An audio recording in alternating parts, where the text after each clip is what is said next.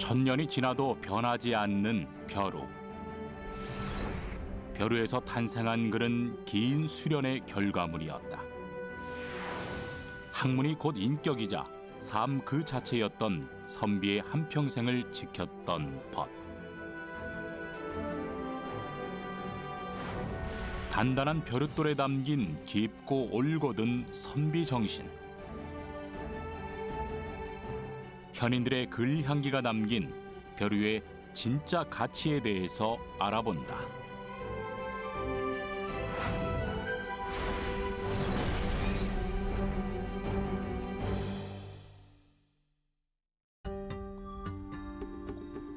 지난해부터 정밀 발굴이 진행 중인 경주 월성. 신라 멸망과 함께 역사의 뒤안길로 사라졌던 천년 신라 왕궁의 흔적이 서서히 드러나고 있다. 3D 스캔 실측과 지하 레이더 탐사 등이 동원된 장기 프로젝트다. 천년 가까이 신라의 중심지였던 만큼 최소 7개의 문화층이 켜켜이 쌓여 있다고 추정되고 있다.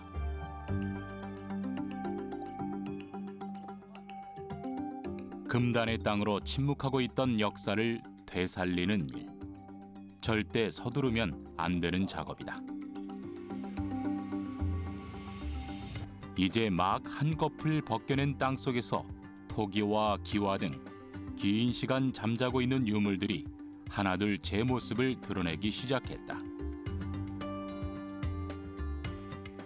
지난 1년 동안의 발굴을 통해서 밝혀진 경주 월성의 비밀을 찾아가는 길. 가장 먼저 만난 것은 8세기 후반의 건물 밀집터였다.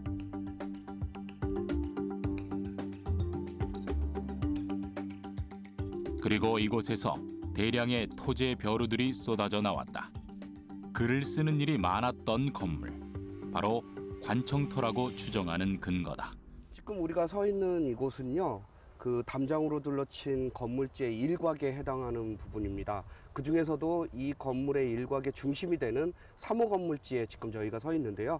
이 3호 건물지에서 나오는 유물 중에 특징적인 것은 그 벼루가 집중적으로 출토가 되고 있다는 겁니다. 그 중에서도 이 3호 건물지의 동쪽 부분에 해당하는 부분에서 집중적으로 벼루가 출토되고 있습니다. 현재까지 출토된 벼루 편과 벼루 다리는 50점. 짐승의 다리 모양으로 빚어 다채로운 문양을 새긴 것이다. 이곳에서 최상위품 벼루가 쓰였다는 것을 의미한다. 일단 이 벼루라는 것은 어떤 그 문서 행정을 나타내는 단적인 그 유물이라고 생각을 합니다. 그 중에서도 이 신라 왕성인 이 월성에서 그 벼루가 집중적으로 또 다량으로 확인되고 있다는 것은 어떤 정치적 중심지로서 문서 행정의 어떤 중심지 역할을 했던 그런 모습을 보여주는 게 아닐까 생각합니다. 학문을 향한 선비들의 열정과 다양한 사상이 탄생됐던 사랑방. 이곳에서 글 쓰는 선비들은 벼루와 먹, 종이, 붓을 가까이 두고 귀한 벗이라는 뜻의 문방사우라 이름 붙였다.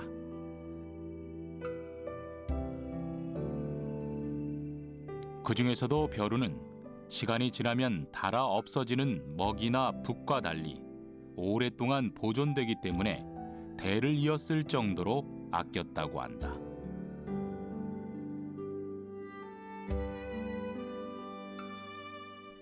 고려 도경에 의하면 연활피로라 하여 고려 때부터 벼루 또는 피로라고 불렸는데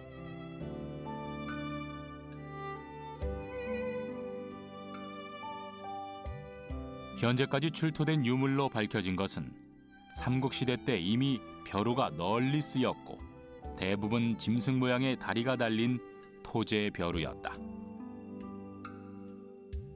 삼국시대 벼루는 고개가 토연입니다. 질그릇처럼 구워서 이렇게 만들었었는데 그 시원을 그 사찰에서 보고 있어요. 왜냐하면 대개 삼국시대 출토 벼루들이 원형 벼루들이 많거든요. 근데 원형 벼루들의 다리가 그 상족, 코끼리 다리나 사자족, 그 사자의 다리를 사용했거든요. 이거는 오성수라고 해가지고 불가에서 신성시 여기는 5가지 동물의 다리를 넣어서 만들었다고 하는 것은 사경 문화와 관계가 있습니다. 사경은 불경을 옮겨 적어 널리 전파하는 것을 뜻하는 말. 국가에서 따로 관리할 정도로 불심을 나타내는 중요한 척도였다. 벼루에 먹을 갈아 붓으로 글을 옮기는 것은 지혜와 지식 그리고 사상을 기록으로 남기는 의식과도 같은 셈이었다. 벼루의 등장은 다양한 형태의 기록 문화와 예술 활동에 영향을 미쳤다. 배짜는 여인은 배틀과 부기, 농부는 쟁기와 보습이 불가분이었듯 글 쓰는 이에게 벼루는 글과 그림을 표현해낼 수 있고 흔적을 남길 수 있는 시작점과 같은 존재였다. 농사를 지을 때도 밭이 비옥해야 좋은 종자를 심었을 때 좋은 결실을 맺을 수 있듯이 먹이 역시 벼루가 좋아야 먹하고의 그 조화를 잘 이루어서 좋은 먹물을 만들어낼 수 있어요. 그래서 좋은 먹물이래야 종이에 차분히 잘 받아들여서 그 윤기 있는 그런 작품이 될 수 있습니다.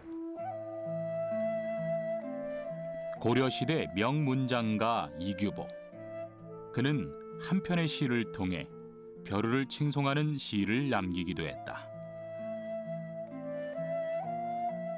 선비로서의 이 심중을 표현하는 도구이기 때문에 벼루라고 하는 것은 나를 대신해서 내 생각을 다른 데 전해주는, 기록으로 전해주는 어떤 메신저 역할로 보는 거죠. 그렇기 때문에 벼루의 중요성은 다른 붓이라든가 종이라든가 목이라든가 이런 필기구도 있지만 그 중에서도 벼루라고 하는 것은 몸의 일체로 보기 때문에 제일 중요한 것으로 생각을 했던 것 같고요.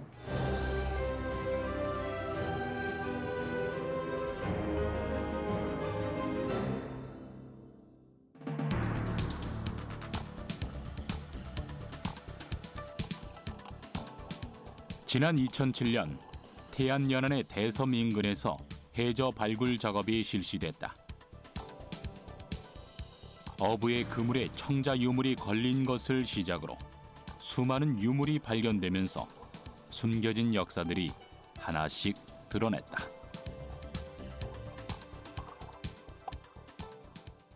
발굴 당시 배가 이제 옆으로 빠졌거든요. 발굴 상태는 기형별로 이제 청자 발은 발대로, 청자 접시는 접시대로, 그리고 이게 한 50점씩 묶어서 이게 완충제가 다 싸져 있었고요. 통영잔 같은 경우는 일렬로 세워서 주변에 나무를 받쳤더라고요. 그렇게 했고, 가장 중요한 거는 이제 청자 대형 발이가 나왔는데 거기에는 안에다가 참외형 주자를 같이 넣었는데 거기에는 이제 뭘 했냐면요, 우리 지푸라기로 완충을 시켜줘서 깨지지 않도록, 그런 다음에 싸서 완벽하게 이게 배 흔들리면서 방지하도록 적재를 했었습니다. 과학적이고 체계적으로 적재된 청자. 이 때문에 거친 풍랑에 난파된 뱃속에서 원형 그대로 묻혀 있었다. 벌써 깨져 없어졌을 청자를 오롯이 볼 수 있었던 것도 이 때문이다. 그리고 이곳에서 예상치 못한 유물이 발견됐다. 바로 지금이라도 툭 하고 튀어오를 것 같은 두꺼비 모양의 청자벼루였다. 손바닥만한 크기로 가지고 다니면서 쓸 수 있는 휴대용 벼루로 제작된 것. 청자벼루는 유물이 그리 많지 않아 더 그 가치가 높다.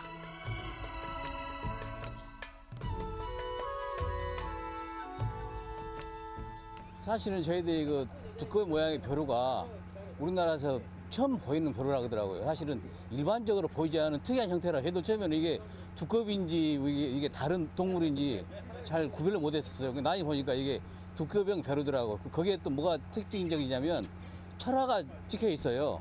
그래서 저기 흰 반점하고 우리 거기 철색깔, 녹색깔이 찍혀 있는데 이게 아마도 가장 해학적이면서도 가장 정밀하게 만들어진 그리고 하나밖에 없는 유명한 뜻깊은 유물이라고 하더라고요. 저희들은 처음에는 이게 그냥 그런 간단히 생각했는데 도자기 하신 분들은 아마도 우리나라 도자기사에서는 한 점밖에 없는 유효하기 때문에 이후에 이게 이제 보험가에 지정되는 큰 성과를 얻었습니다. 흙으로 만들던 벼루는 고려시대 이후부터 다양한 재질로 발달됐다. 옥이나 도자기로 만든 벼루들이 대표적이다.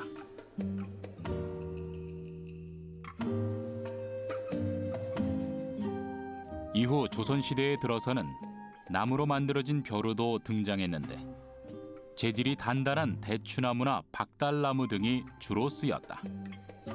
단단하지만 재질이 가벼워 보찜에 넣고 다니는 휴대용으로 선호됐다. 백자벼루도 조선시대에 등장한 독특한 형태의 벼루. 깔끔하면서도 간결한 것이 청빈한 삶을 유지했던 선비들의 정신이 엿보인다. 가장 실용적이고 대중적인 벼루는 바로 돌을 깎아 만든 석연이었다. 오랫동안 쓸 수 있고 구하기 쉽기 때문이다. 벼루는 크게 재료로 볼 때는 한 7가지로 나눌 수 있습니다. 제일 많이 쓰는 것부터 보면은 돌, 기와, 철, 증리, 옥, 도자기, 자기 이런 식으로 분류할 수 있습니다. 돌을 석연이라고 하는데 여기서 돌은 진짜 돌이 아니라 침적돼 가지고 단단한 점토의 일종이라고 할 수 있습니다. 우리나라에서 생산되는 벼룻돌의 석재는 보령, 단양, 남포, 경주 등 전국에 걸쳐 분포되어 있는데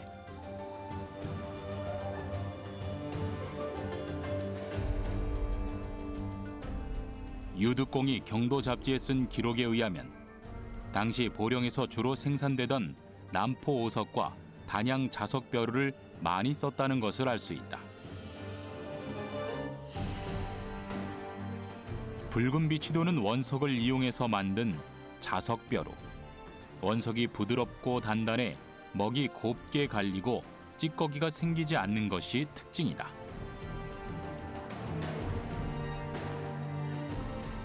실제로 조선시대 왕실에서는 자석벼루를 선물용으로 많이 썼다. 특히 청나라 사신들의 선물 품목에 빠지지 않았다고 기록돼 있다. 반면 조선 초기 보령에서 생산되기 시작했던 남포 벼루는 가장 대중적으로 쓰였다. 돌 빛깔이 까매서 까마귀 오자를 붙여 오석이라고도 불렸다. 남포벼루의 남포는 보령의 옛 이름인 남포에서 왔습니다. 남포벼루를 만드는 원석의 주요 산지가 옛날 남포현 북면에 있는 성주산 일대고요. 현재에도 벼루 제작자들이 그쪽에서 출토되는 원석을 사용하고 있습니다. 남포벼루의 주요 특징은 강도가 적당하여 먹을 오래 갈아도 벼루가 쉽게 마모되지 않으며 벼루를 갈았을 때 발목이 곱게 나와서 이제 사용하는 사람들에게 호평을 받고 있습니다. 아울러 이제 적당한 흡습성을 가지고 있어서 벼루 먹물의 농도를 일정하게 유지시켜주는 역할을 하고 있습니다. 그렇다면 남포 벼루는 어떤 특징을 가지고 있는 것일까?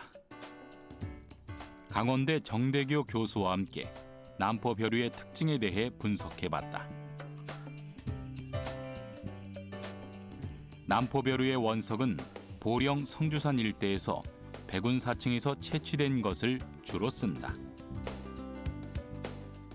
백운사층은 지금 현재 충남 보령 일대에 분포하고 있는 지층인데요. 원래 이제 지질 시대는 중생대 이제 주락에 형성됐고 우리 한국의 지질 분류에서는 이제 그걸 대동 누춘근이라고 이렇게 표현합니다. 그래서 거기에 이제 여러 개의 그 지층들이 이렇게 쭉 순서대로 나오는데 그 하부에 있는 이제 조계사층에서는 이제 탄층이 나와가지고 그게 지금 현재 충남 탄전도로 개발됐던 그런 지층이고 그 상부에 있는 지층입니다. 그래서 이 백운사층은 뭐 여감도 일부 들어가 있고 사암도 있고 또 쉐일도 들어가 있고 근데 이제 밑에 이제 탄층하고 연속되어 있다 보니까 거기에 있는 이제 사암이나 뭐 쉐일층들도 색깔이 이제 검게 이렇게 그 형성되어 있는 그런 특징을 갖고 있습니다. 육지나 바다에서 형성된 백운사층은 나무나 생물들이 땅에 퇴적됨과 동시에 유기물로 변화해 쌓이는데 이때 박테리아에 의해서 분해된다. 이러한 작용으로 지층이 검은색으로 변하는데 퇴적물에 따라 사암이나 세일, 실트암 등으로 분류된다. 그렇다면 세 가지 퇴적층은 어떤 특징을 가지고 있을까? 좋은 벼루의 특징 중 하나인 흡수성을 알아보기 위해 관찰 실험을 했다. 원석에 물을 뿌려 흡수하는 데 걸리는 패턴 분석을 했다. 사암의 흡수성을 알아본 뒤 실트암과 쉐일암도 똑같은 실험을 했다. 최종적으로 벼루의 흡수성을 알아봤다. 세 암석 중 벼루와 가장 유사한 패턴을 보인 것은 무엇일까? 지금 이제 벼루 표면에도 물을 부어가지고 이제 물의 흡습 정도를 한번 살펴봤는데 저희가 조금 전에 그 실트암에다가 뿌려가지고 이제 물이 통과 또는 마르지 않고 견디는 것들 살펴본 거하고 상당히 성질이 유사합니다. 색깔이 밝은 부분을 한번 옮겨봐. 새 암석을 구성하는 주 광물을 알아보기 위해 현미경으로 분석에 들어갔다. 지금 현미경으로 보고 있는 이 암석이 일반적으로 흔히 많이 나오는 사암입니다. 지금 이제 그 대부분의 입자들이 그 석영으로 구성되어 있어서 저희들이 이제 석영 사암이라 부르는데 이 석영으로 주로 구성되어 있는 이 사암은 상당히 이제 그 강도도 세고요. 그래서 일반적으로 아주 그 야외에서 견고한 그런 그 상태를 잘 보여줍니다. 실트암에서도 석영이 주로 관찰됐다. 하지만 석영의 구성비가 사암보다 적어 경도가 약한 것으로 나타났다. 모스 경도 계상에서 석영은 7단계, 10단계인 다이아몬드보다는 경도가 낮지만 강철이 5.5라고 했을 때 일반적인 다른 광물 암석의 강도 수준에서 보면 상당히 높은 편에 속한다. 아마 벼루를 만들기에 적합한 특징이라면 제 생각에는 일단 그 조각을 하기에 적절한 정도의 강도를 가지고 있어야 될 거고 그게 너무 또 강하면은 조각하기 어렵고 또 너무 약하면은 이게 아마 쉽게 그 먹을 갈기 어려울 것 같고요. 또 먹을 갈았을 때 먹물이 그냥 쉽게 또 통과하거나 새 나가면 안 되니까 좀 치밀해야 되고 또 먹이 또 갈릴 정도의 입자의 또 경도는 가지고 있어야 되고 그래서 아마 그런 것들을 여러 가지를 이제 복합적으로 생각해 가지고 그 백은사층에 있는 그 흑색 그 실트암들을 벼루 만들기에 가장 적합하다고 판단하지 않았을까 생각합니다. 단단함과 우직함으로 선비의 곁을 지켰을 벼루.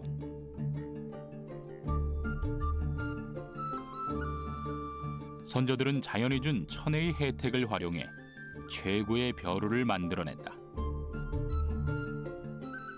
우리의 벼루가 지금까지 전해질 수 있었던 더 좋은 것을 만들어내기 위해 노력했기 때문이다.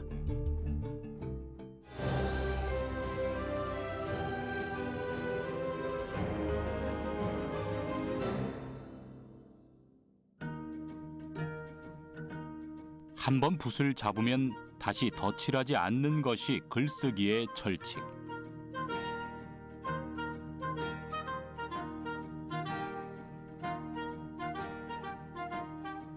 일필휘지로 글을 써내려가는 서예가의 분놀림은 거침이 없다. 부족한 부분이 있다고 해서 다시 채워 넣을 수가 없기에 글쓰기 전 먹을 가는 것은 중요하다. 먹을 가는 시간은 붓을 잡기 전에 머릿속으로 작품을 완성해내야 하기 때문이다.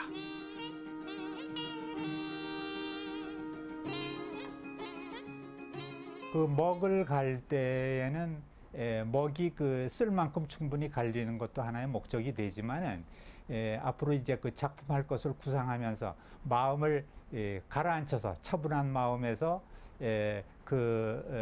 작품을 할 수 있는 준비 과정이라고 볼 수도 있습니다. 그래서 옛 글에 그런 말도 있어요. 먹을 가는 것은 마음을 가는 것이다. 이런 그 표현이 있는데 그 실용적인 면에서는 쓸 만큼 먹을 가는 거지만은 심리적인 상태에서는 마음을 가라앉히는 그런 기본적인 과정이 먹가는 과정이라고 볼 수 있습니다. 글을 쓰는 작업에서 벼루는 침묵한다. 붓이 귀를 만들면 먹이 흔적을 새기고 종이는 모든 것을 받아들인다. 벼루는 그 과정의 조력자일 뿐이다. 먹에 갈리고 붓에 쓸리지만 좋은 먹, 좋은 붓을 만나지 않으면 그 쓰임도 결코 빛을 내지 못한다. 좋은 묵을 만나지 않으면 오랫동안 묵향을 머금을 수도 거침없고 부드러운 글로 만들어낼 수 없기 때문이다. 벼루와 먹의 궁합은 그만큼 중요하다. 벼루라고 하는 것은 장수로 치면은 그 좋은 말에 해당되거든요. 그 좋은 말에 좋은 무기를 들고 있으면은 그 용맹스러운 그 장수가 될 수 있듯이 먹과 벼루의 관계는 그런 상호 보완적인 관계라고 볼 수 있습니다. 누가 먼저랄 것도 없이 벼루와 역사를 같이 했을 먹. 그렇다면 벼루에게 가장 좋은 먹은 어떤 것이었을까?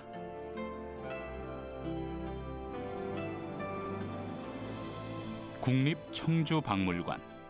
이곳에서 현존하는 먹 중 가장 오래된 단산 오옥을 만날 수 있었다.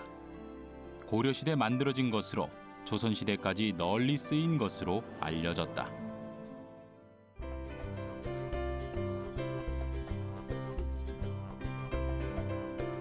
그렇다면 현대에 전해지고 있는 먹은 어떻게 만들어지고 있을까? 전통 방식으로 먹을 제작하는 한상묵 장인. 그의 송연묵 제작 과정을 지켜봤다. 송연묵은 소나무를 태워 만드는 먹으로 노송의 송진을 유출시킨 다음 잘라준다. 송연묵은 이 소나무를 태워서 그 그름을 받아서 만든 먹입니다. 근데 여기 소나무가 있는데 소나무를 다 태운다고 그림이 나오는 건 아닙니다. 소나무 여기 기둥인데 기둥 부분에서 가운데 부분은 수분만 왔다 갔다 하는 부분입니다. 이 부분은 태워봐야 그림이 안 나와요. 그림이 나오는 부분은 소나무의 영양 성분이 왔다 갔다 하는 이 가해 부분입니다. 그래서 가해 부분을 잘라서 주로 이제 그림을 받고요. 이 기둥보다는 뿌리가 더 좋습니다. 왜냐하면 뿌리에 관솔이 많이 박혀 있어가지고 뿌리를 많이 사용합니다.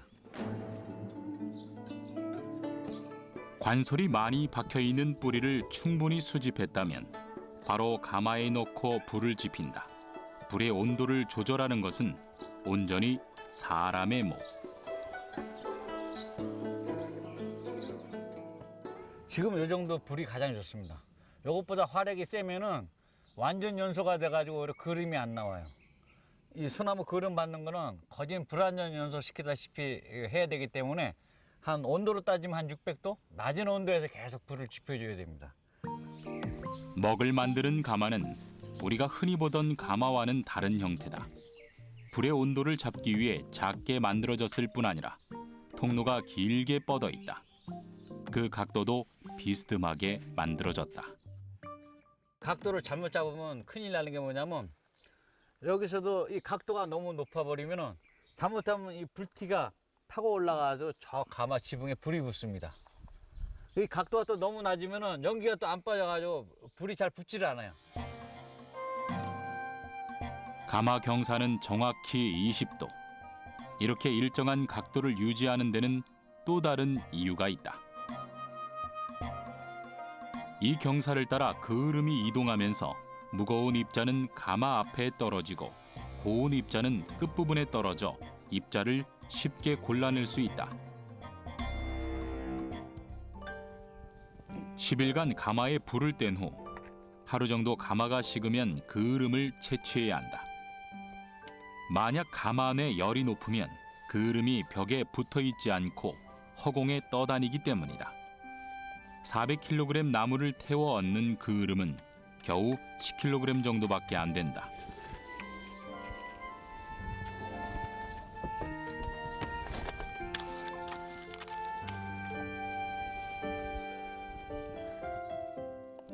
채취한 그름은 입자가 고운 것과 굵은 것을 분류해야 한다. 밀가루처럼 고운 입자는 많은 양이 나오지 않는다. 그렇다고 굵은 입자의 그름을 버리는 것은 아니다.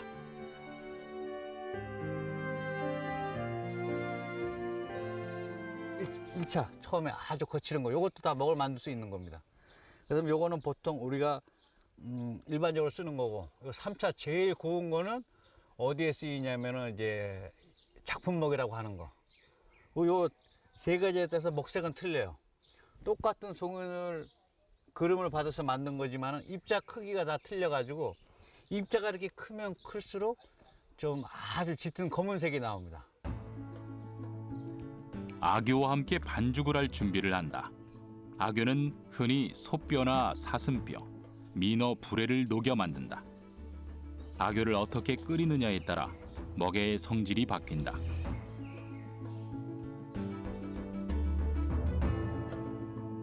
먹은 기온에 민감해 봄과 가을에 주로 만든다. 아무리 정성을 들여도 먹의 까다로운 성미를 못 맞추면 깨져버리거나 굳어버리기 일쑤다. 왜 반죽이 중요하냐면 반죽이 잘 돼야지만 지금 아교하고 그름하고 섞었는데 3만 번 이상 치대야지만 아교하고 그름하고 골고루 섞여요. 3만 번 이상 치대고 되고 시대다가 그 반죽 정도를 알아보기 위해서는 이렇게 잡아 당겨보면 알 수가 있습니다. 이게 뚝뚝 끊어지면 아직 반죽이 덜 된 거고, 이게 쭉 늘어났다 끊어지면 아주 반죽이 잘 되는 거고. 반죽이 완성되면 향료를 넣고 기본 모형을 잡는다. 그 이후에 틀에 넣어 원하는 길고 네모난 기본 모형을 만들어낸다. 40분 정도 눌러서 성형을 하는데 이 과정에서 기포가 제거된다. 성형을 마친 먹은 마치 고무처럼 말랑말랑한 상태. 이것을 자연바람에 건조하는데 크기에 따라 한 달에서 석 달 정도 시간이 필요하다.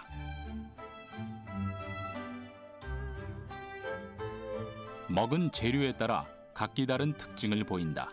유채꽃, 콩기름, 참기름 등의 재료를 태워 만드는 유연묵은 송연묵과 함께 가장 널리 쓰이는 것 중 하나. 그렇다면 송연묵과 유연묵 두 개의 번짐 농도 차이를 비교해 봤다. 요거 보시면은 두 개의 번짐 효과가 틀립니다. 요거는 번지되 좀 날카롭게 번지는 특징이 있고요. 유연목은 부드럽게 꼭 저 안개 끼듯이 구름 끼듯이 이렇게 부드럽게 나가는 특징이 있습니다. 이게 유연목의 특징입니다. 왜 그런 건가요? 그 특징들이. 네, 요거는 입자의 차이예요. 송연목은 아무래도 입자가 좀 크다 보니까 물이 끝까지 물고 나가는 힘이 약하고, 유연목은 입자가 곱다 보니까 이 물이 화선지에 번지면서 이 입자를 끝까지 붙잡고 나갑니다. 그래서 번짐의 효과가 틀리는 겁니다.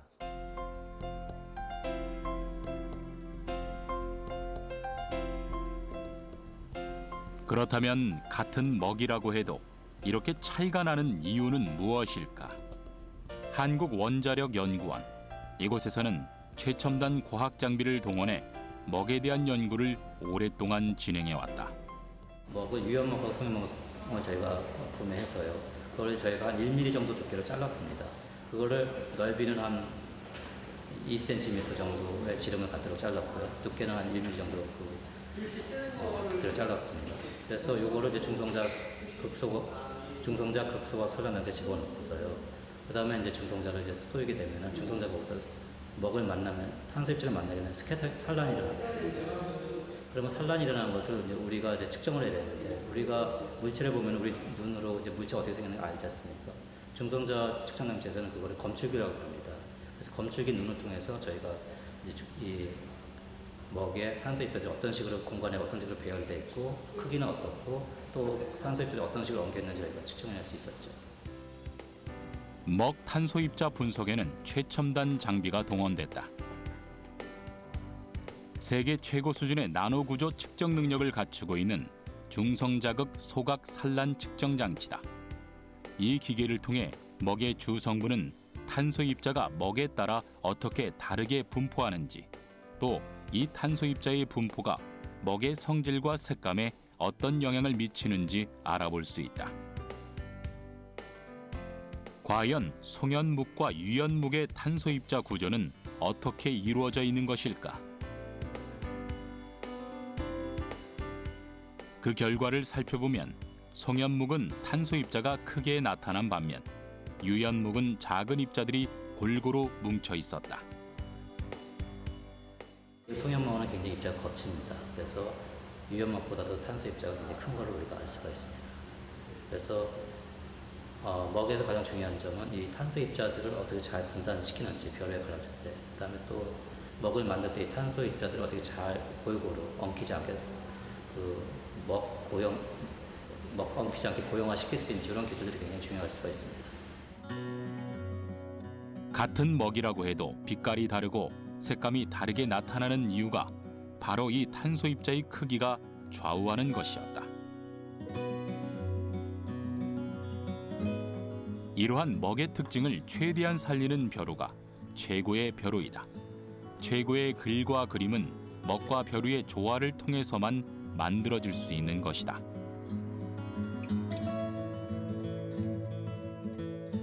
좋은 벼루라고 하면은 우선 자기가 작품할 때 필요한 정도의 먹을 가하는데 적절한 시간에 갈릴 정도의 그런 벼루래야 되겠고요. 그 다음에 먹이 좀 곱게 갈려야 됩니다. 또 한 가지는 먹이 좀 일정한 기간 보존이 잘 돼야 돼요.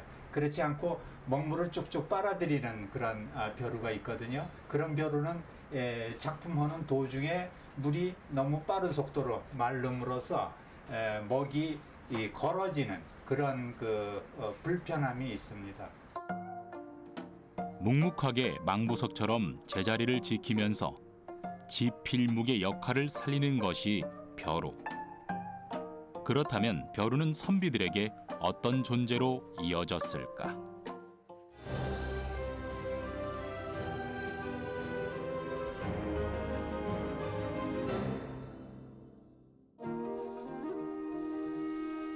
남포벼루의 명맥을 잇고 있는 충남보령. 김진한 벼루장은 이곳에서 3대째 벼루를 만들고 있다. 어렸을 때부터 아버지를 따라 성주산을 다니면서 도를 배웠다는 장인의 손놀림은 예리하다. 남포벼루 특유의 까만색에 솟아있는 화려한 문양들. 벼루는 단순한 지피를 위한 도구를 넘어 예술 작품이기도 하다. 이곳에서 이러한 벼루를 만들었던 사람은 특별한 장인이 아니었다. 농민들이 농한기에 간의 수공업 형태로 제작됐던 것이 지금까지 이어진 것이다. 벼루 형태로 만들기 위한 작업의 시작은 좋은 원석을 골라 매끈하게 재단해 내는 것. 김진한 장인은 남포석 중 하나인 백운상석을 주로 쓴다. 남포벼루 중에서 제일 좋은 게 백운상석이거든요. 그런데 백운상석이 이렇게 뭉어리로 나오고 있습니다. 덩어리로. 이제 그렇게 해서 그걸 이렇게 캐비하면 흰 구름 모양이 백해져 있어서 백운상석이라고 합니다. 백운상석만 고집하는 이유는 석질이 좋고 부드럽고 먹물이 약 일주일 이상 갈 수 있고, 그 대신 옛날에는 무연으로 뚜껑이 없었는데 지금은 이 뚜껑을 백운상석에 뚜껑을 하면은 뚜껑을 해 덮으면은 약 일주일에서 한 보름까지는 먹물이 마르지를 않습니다. 그래서 백운상석을 고집하는 원인이 있습니다. 형체가 완성되면 먹물을 담을 수 있는 상사극기를 한다. 먹을 갈 때 거침이 없어야 하면서도 예술품의 가치도 살려야 하는 작업. 섬세함이 관건이다. 먹물이 한 곳에 모일 수 있도록 바닥을 만들어내는 작업. 수천 번 반복해서 두드려야 하지만 결코 서두르면 안 된다. 작은 것에서 완성도의 차이가 나기 때문이다.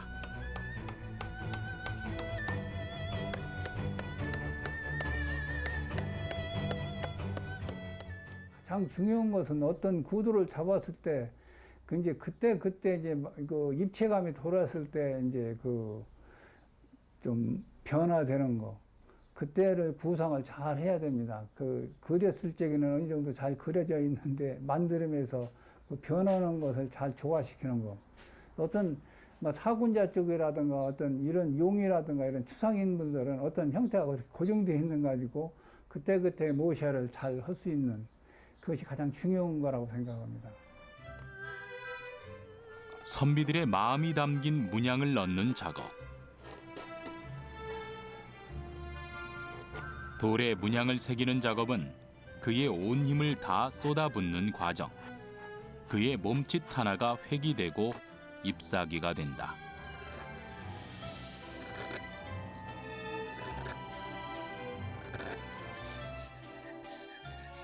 문양 작업이 끝나면 복망 세우기를 한다.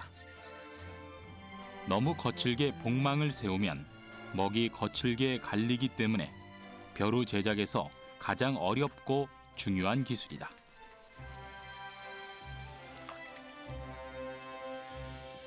마지막으로 동백기름을 바른다. 지금처럼 돌이 좋지 않았던 시기에는 밀랍을 주로 썼다. 오랜 세월 돌의 특징을 터득한 장인은 동백기름으로 벼루의 장점을 살리고 있다.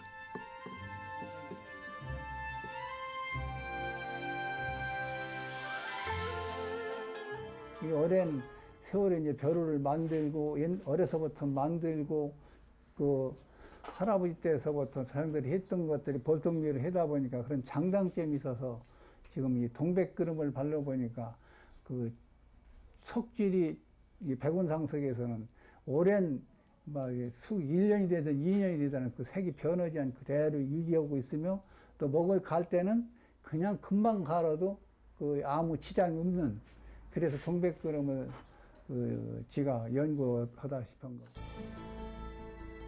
글을 쓸 때 과하지도 예술품으로서 부족하지도 않는 장인의 벼루. 이렇게 만들어진 벼루는 오랫동안 글 쓰는 이의 꿈이자 이상, 그리고 현실이 됐다.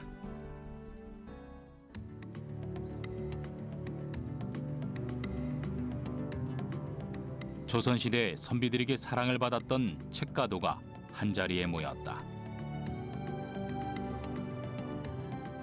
화려하고 다채로운 색상은 청빈한 삶을 살았던 선비들과는 언뜻 어울리지 않아 보이기도 한다. 실제로 책가도는 선비들이 꿈꾸는 이상향을 그려놓은 상상화와 같은 것이기도 하다. 책거리와 함께 책가도라는 게 있습니다. 그러니까 책을 메인 소재로 하되 그 당시 아주 진귀한 기물들이 동시에 그려지는 것. 특히 이제 책가도는 우리가 그 책꽂이가 있는 그림을 책가도로 하고, 책꽂이가 없이 그 상에다가 책이라든지 뭐 문방사보라든지 뭐 도자기, 뭐 시계, 뭐 이런 향로 같은 걸 가득 쌓아놓은, 그러니까 그 당시 18세기 조선 사회에서는 볼 수 없었던, 청나라에서 들어오고 유럽에서 바로 들어온 그런 진귀한 기물들을 쌓아놓고 그린 거, 그게 책거리라고 하죠. 정확하게 얘기를 하면은 책거리 안에 이제 책가도가 있다고 볼 수가 있고. 18세기 조선에서 크게 유행하면서 주로 사랑방에 놓여 있었던 책가도.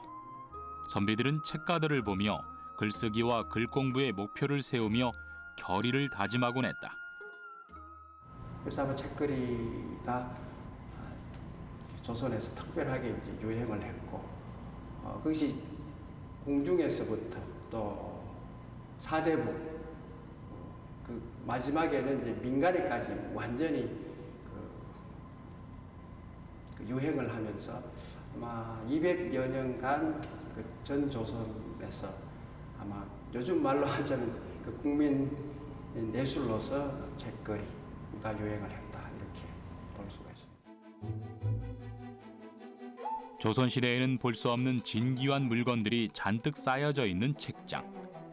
평소에 꿈도 꿀 수 없는 화려한 도자기와 안경, 주전자 등이 다채롭게 그려져 있다.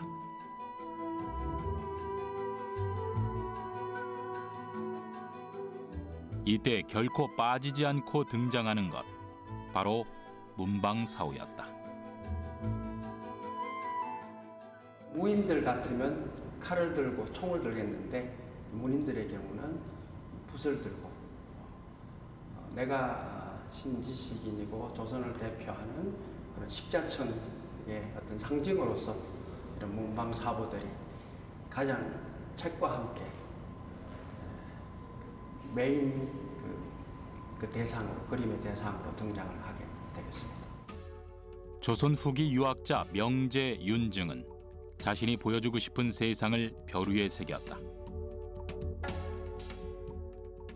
이상향의 여유로움과 깎아 지르는 듯한 기암괴석이 새겨진 벼루.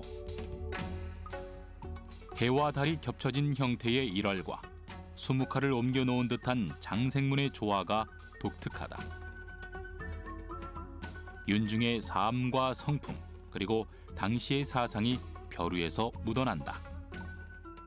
일월연이라고 하는 것은 우리 전통적인 그런 민족 사상과 관계가 있어서 만들어진 것 같고, 또 그 윤증 선생은 소론의 거두로서 그 관계에 나가지 않고 자연에 묻혀서 유유자적하면서 사신 분인데, 그러한 자연을 즐기면서 유유자적하며 사시는 그런 면에서 좀 산수문을 넣지 않았나.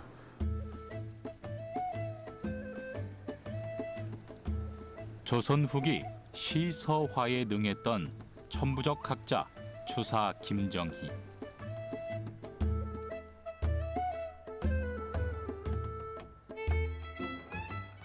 그의 뛰어난 재능은 하루아침에 이루어진 것이 아니었다.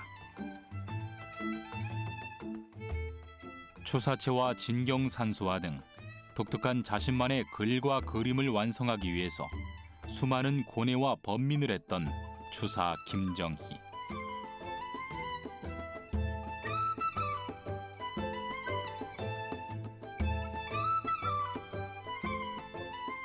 실제로 7살 때부터 글을 쓰기 시작하면서 붓을 놓지 않았다는 그는 제주도 귀양사리에서 추사체를 완성했는데, 이때 벼루가 9개나 닳아서 없어졌다는 일화가 전해지고 있다. 벼루를 아마 갈아본 사람은 아시겠지만, 벼루를 갈다 보면은 그 벼루 복망하고 벼루 먹하고 마찰을 일으키기 때문에 자연히 그 벼루가 닳아지게 됩니다. 이렇게 닳아서 나중에는 구멍까지 뚫릴 정도인데, 추사 김정희 선생 같은 분은 그것을 9개, 벼루 9개를 구멍이나 뚫었다고 하니 그 공력과 노력은 지대하다고 할 수 있습니다. 수천 번, 수만 번 먹을 갈면서 닳아 없어진 벼루를 덧대 썼던 선비들. 벼루는 평생 함께할 동반자였다. 그리고 자신의 학문의 깊이를 확인하는 척도이기도 하다.